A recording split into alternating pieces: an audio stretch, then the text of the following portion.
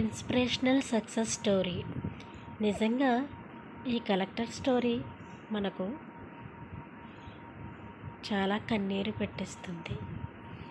రాణి సోయామాయి ఈమె చాలా సింపుల్గా ఉంటుంది.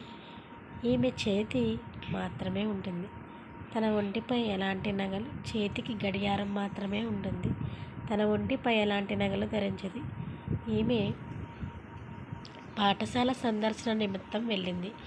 కలెక్టర్ రాణి సోయామోయి ఈమె చాలా సింపుల్గా ఉంటుంది. ఈమె చేతికి ఒక గడియారం మాత్రమే ఉంటుంది. తను నగలు ధరించదు. ఈమె ఒకసారి ఒక కళాశాల నిమిత్తం కేరళకు వెళ్ళింది. అక్కడ ఉన్న విద్యార్థులతో మాట్లాడుతున్న సమయంలో అక్కడ ఒక స్టూడెంట్ నుంచి కలెక్టర్కు ఒక ప్రశ్న ఎదురైంది. ఆ ప్రశ్నకు కలెక్టర్ ముఖం ఒక్కసారిగా చిన్నబుచ్చుకుంది.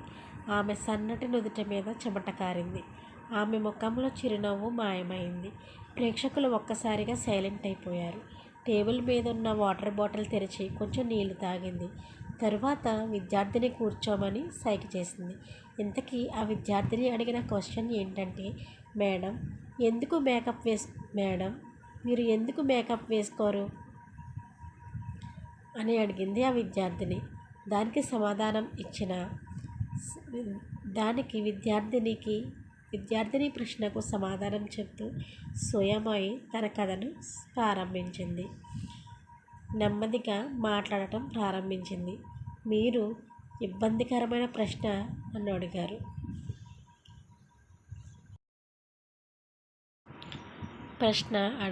అయినప్పటికీ ఒక మాటలో సమాధానం చెప్పలేని విషయం.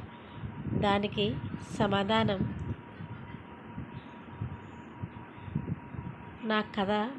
నా జీవిత కథ మీకు చెప్పాలి. నా జీవిత స్టోరీ కోసం 10 నిమిషాల సమయాన్ని కేటాయిస్తానంటే నా స్టోరీని మీకు వివరిస్తాను. ఖచ్చితంగా నాకు తెలియజేయండి. సిద్ధమే అన్నట్టు స్పందన ఇచ్చారు విద్యార్థినులు.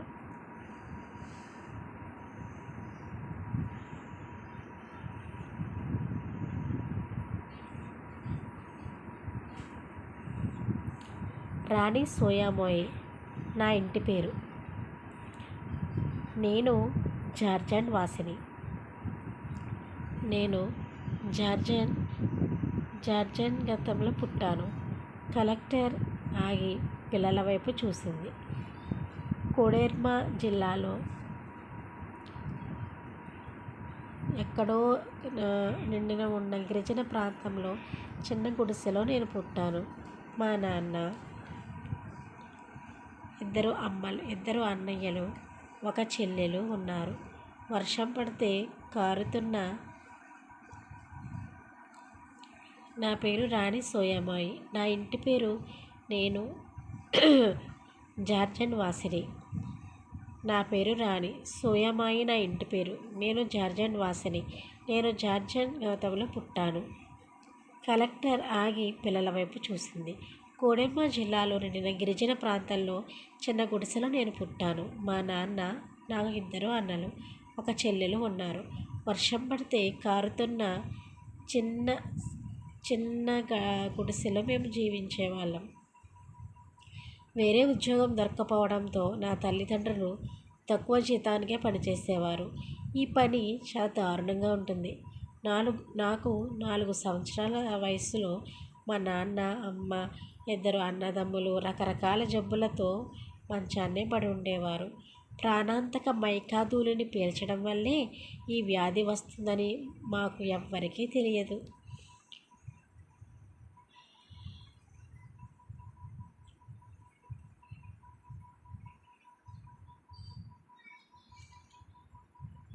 చిన్న వయసులో మా అన్నలు 2 అనారోగ్యంతో చనిపోయారు.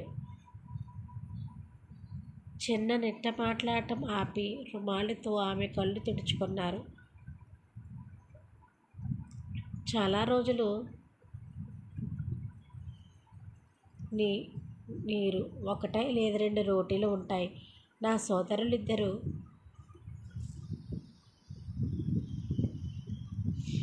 తీవ్ర ఆరోగ్యం ఆకలితో ఈ లోకాన్ని విడిచిపెట్టారు. కరెంటు, పాఠశాల, ఆసుపత్రి ఇవేమీ లేక చాలా ఇబ్బంది పడ్డారు. నా సోదరులిద్దరూ ఆకలితో చనిపోయారు. మరుగుదొడ్డి లేని గ్రామాన్ని మీరు ఊహించగలరా?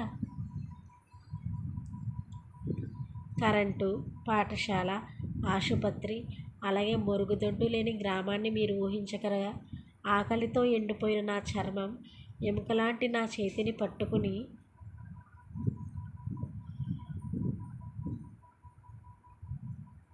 ఒక షీట్లతో కప్పబడిన నా పెద్ద గని వద్దకు పని కోసం వెళ్ళాను. కాలం గడించిన మైకా గని అది ఒక పురాతన గని. తవ్వి తవ్వి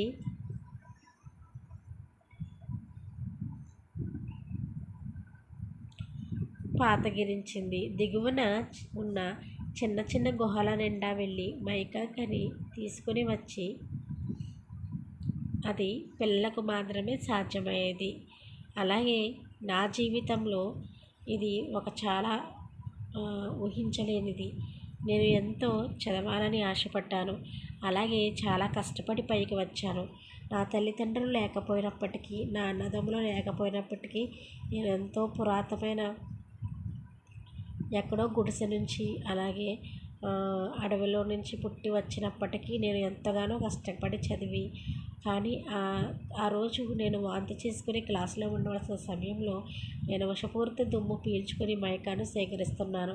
అప్పుడప్పుడు కొండ చర్యలు విరిగిపడ్డ అక్కడ చాలామంది పిల్లలు చనిపోవడం, అప్పుడప్పుడు కొందరు ప్రాణాంతక రోగాలతో చనిపోవడం చూసేదాన్ని. ఏమిటా అని ఆలోచించిన సమయంలో నేను పాకుతూ వెళుచున్నప్పుడు అక్కడ మైకా నేను చూశాను. అది చాలా కెమికల్స్తో నిండినది. అదే మనకు మేకప్ కాస్మెటిక్స్లో వాడుతున్నారని నాకు అర్థమైంది. దానివల్ల దాన్ని పీల్చుకోవడం వల్ల చాలా ప్రాణాంతకర వ్యాధులు వస్తున్నాయి. అందుకే నేను ఎప్పుడైతే మేకప్ అనేది వేసుకోను. అది చాలా ప్రమాదకరం. నేను ఇలాగే ఉంటాను, సింపుల్గానే ఉంటాను అని విద్యార్థులు అందరికీ చెప్పుకొచ్చింది తన స్టోరీని. తను ఎంతో కష్టపడి పైకి సాధించిన ఈ కలెక్టర్ రాణి సోయామాయి గారికి చాలా హ్యాట్స్ ఆఫ్ చెప్తాం. ఓకేనా? Bye bye friends.